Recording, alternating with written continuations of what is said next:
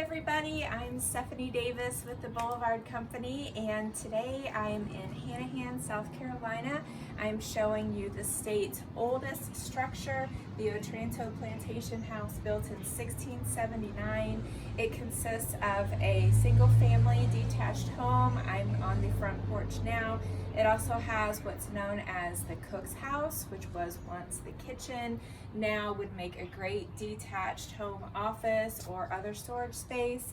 I also have a saltwater in-ground pool that I'm going to be showing you, with a pool house that has a screen porch, 2 bathrooms, and a storage area.